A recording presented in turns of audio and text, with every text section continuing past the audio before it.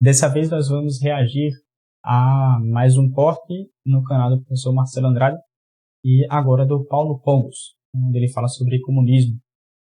Então vamos conferir aqui. Pongos, vez ou outra, tem ideias interessantes. Normalmente tem ideias interessantes. E que ele detesta o comunismo. Por que será? Vamos conferir. Agora, se você não quiser ter temperança, mas você quiser ser pródigo, gastador, pegador, aí você usa o dinheiro dos outros. Claro. Então é interessante isso. O John Law, ele era um sujeito totalmente hedonista e criador do subsídio ao hedonismo, que é o sistema bancário estatal. Perfeito. É muito legal isso, né? As coisas se casam perfeitamente.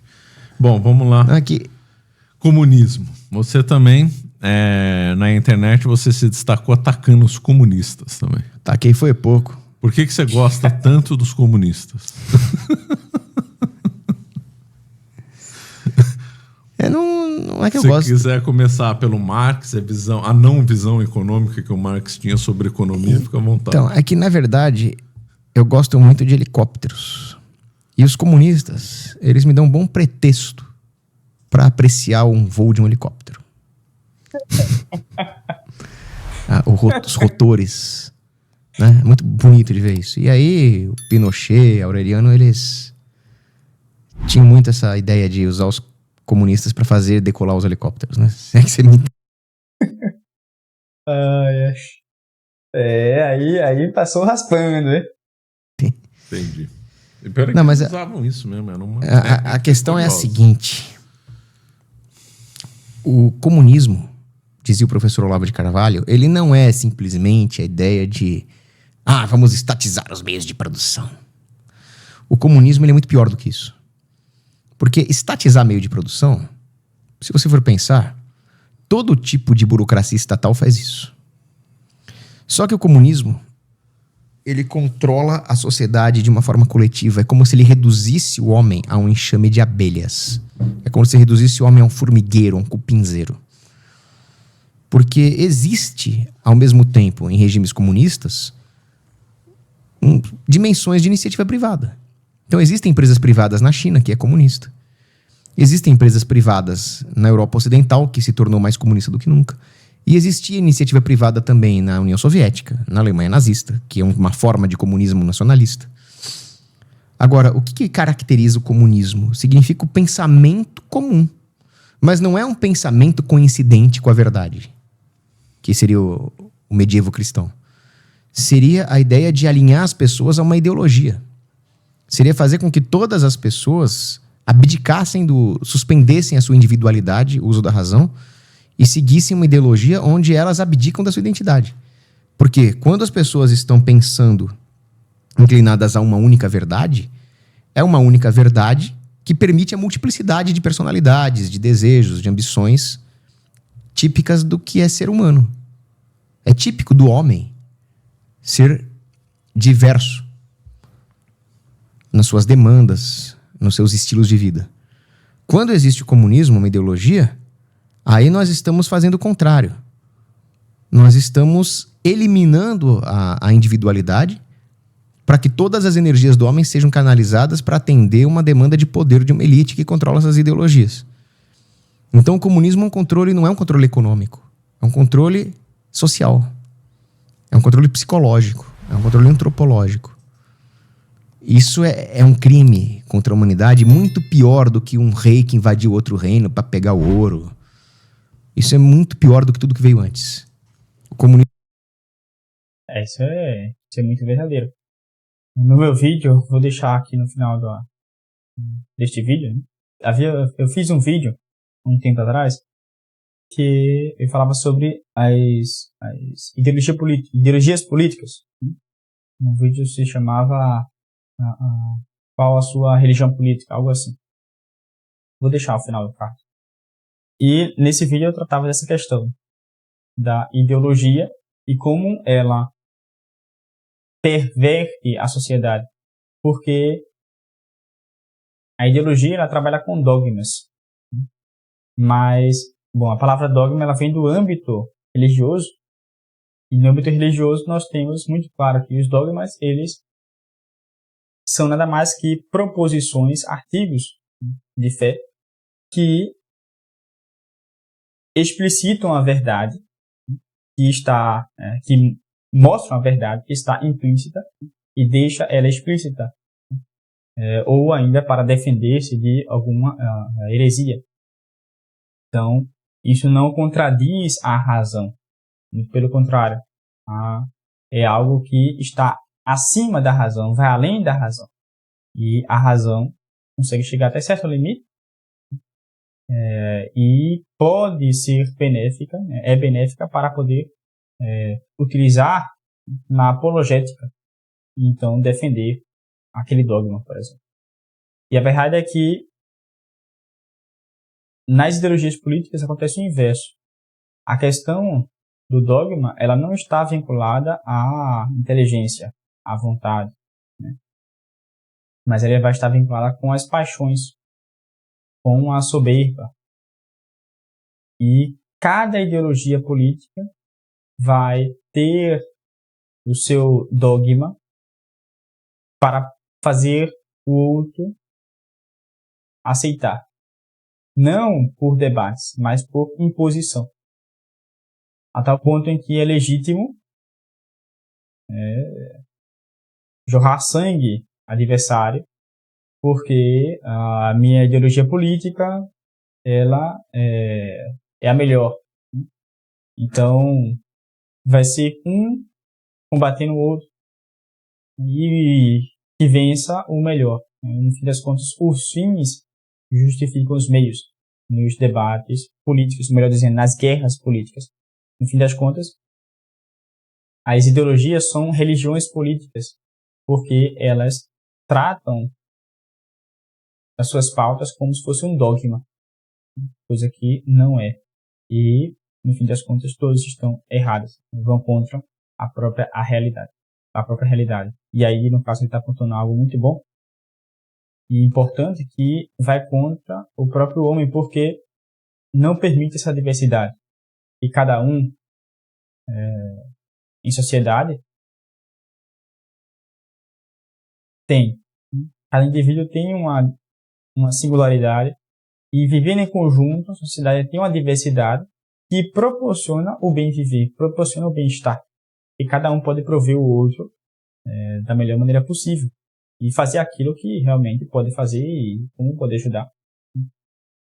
Então, a ideologia ela vai impossibilitar que isso exista, vai buscar uma padronização, ou seja, algo que é comum a todos. E o que é comum a todos será nada mais que a ideologia política que o partido X ou Y quer impor à sociedade. Então, nesse vídeo eu trato essa questão, recomendo muitíssimo que veja para entender mais o assunto. O comunismo é uma revolta contra a natureza do homem. O comunismo é total No fim das contas, é uma revolta contra Deus, né?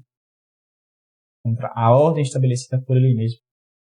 Instrumentalização do ser humano. E não se lida pacificamente com uma coisa dessa. E o Marx na economia, a mais-valia? Probabilidade não se lida pacificamente. Que críticas você faz à mais-valia? Lógico que é um absurdo, né? Mas gostaria de saber os seus argumentos contra a mais-valia. Então, a mais-valia é a ideia de que o lucro é roubo. É aquela ideia, não, de se a classe operária tudo produz, a ela tudo pertence. Então, se os empregados produzem uma mercadoria que vai ser vendida por 100, mas a soma dos salários é 20, significa que o patrão roubou 80. Basicamente, a mais-valia é isso. Isso é totalmente descabido do ponto de vista econômico. Por quê? Haveria algum parafuso para apertar na fábrica se o capitalista não tivesse, primeiro, arriscado o seu capital? Segundo, sondado o mercado para ver se tem demanda para aquele produto? Terceiro, disponibilizado essas máquinas? Quarto, criado uma estrutura gerencial que tornasse esse método de produção eficiente? Quinto, ele está pagando os funcionários de qualquer jeito, mas não sabe se vai vender o seu produto ou não. Então, existe uma função empreendedorial. Se não precisasse do empresário, as empresas se organizariam sozinhas. Mas não, o que o empresário faz é potencializar o trabalho. Ora, se eu pegar um pedaço de uma placa de metal, botar um parafuso nela e ficar apertando lá o dia inteiro, a minha renda vai ser zero. Agora, se o empresário fala, ó, Cogos, em vez de ficar apertando esse parafuso igual um retardado, aperta aquele parafuso naquela máquina, daquele jeito que eu vou te explicar. Ele está transformando a energia do meu trabalho em algo produtivo. Isso não é uma função importante para a sociedade? Então o empresário está oferindo um justo lucro. Agora, existem empresários abusivos que não pagam seus funcionários, que dão calote no seu funcionário, que abusam do seu funcionário? Existe. Mas isso não é um problema intrínseco do meio de produção num livre mercado. Isso é um problema moral. Não é um problema econômico. Perfeito. Não, é verdade isso. De fato, os empresários são o motor da economia. E são verdadeiros heróis, né? Venhamos e convenhamos, porque, pelo menos no Brasil, a pessoa ser empreendedor é uma coisa complicada. Imposto, trata de imposto. Você facilmente tem coisas contrárias ao seu empreendimento. E qual outra visão econômica errada do Marx? Ele nasceu. Com outro ponto que ele por exemplo, o Marx falava em exército de mão de obra de reserva. É um dos preceitos, um dos pilares da economia marxista. Isso não faz o menor sentido, porque é interessante como a esquerda é incoerente, né? Ao mesmo tempo que ela fala em que numa ausência de regulação econômica o mercado ia se cartelizar, então os empresários todos vão entrar num grande conluio para prejudicar o consumidor. Ao mesmo tempo, eles falam em exército de mão de obra de reserva, né? Então, imagina, todos os empresários do mundo vão entrar num conluio para manter a demanda por mão de obra abaixo do necessário, para criar um exército de mão de obra de reserva e assim ter menos salário. Mas, ao mesmo tempo, a esquerda fala que o empresário é ganancioso. Ô esquerdista, marxista, presta bem atenção. Você não acha que vai ter um empresário ganancioso que vai tentar passar a perna nos outros empresários? E falar, olha, em vez de deixar criar um exército de mão de obra de reserva, eu vou contratar mão de obra por um preço abaixo do mercado e dar um olé em todo mundo? Claro que vão fazer isso. E, no final das contas, o nível de desemprego vai atingir um nível natural. Porque cada empresário vai tentar buscar o lucro por si próprio. Então não existe isso do mercado conspirar para manter os salários artificialmente baixos, criando um exército de mão de obra de reserva. O que existe é a lei trabalhista impedindo o empresário de contratar. Perfeito. Outra que o Marx era contra a especialização do trabalho, né? Era demente.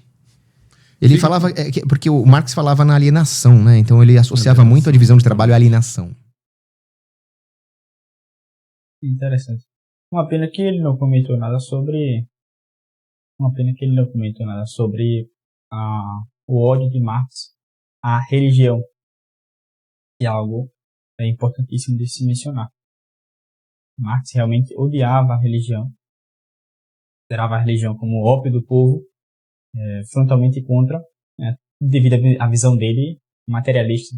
Então, rejeitava tudo aquilo que é transcendente, tudo aquilo que é sobrenatural. Então, realmente é um fulano péssimo que causou grandes males para a história, infelizmente. Enfim, este é o nosso vídeo. Se inscreva aqui no canal e quiser saber mais sobre esses princípios filosóficos que vão contra a corrente marxista, os princípios filosóficos que vão contra esse idealismo, essa dialética da história, essa ideia de classes. Se você quiser saber os princípios corretos para poder conhecer a verdade das coisas, se inscreva na comunidade Saber Pensar. Lá nós abordamos, aprofundamos a filosofia tomista, que é a filosofia por excelência, né? Santo Tomás, de fato, ele não foi um filósofo, mas um teólogo, ainda que tenha nos deixado verdadeiros princípios filosóficos que nos servem para preservar a fé, inclusive contra os marxistas. Nos vemos no próximo vídeo. Tchau, tchau.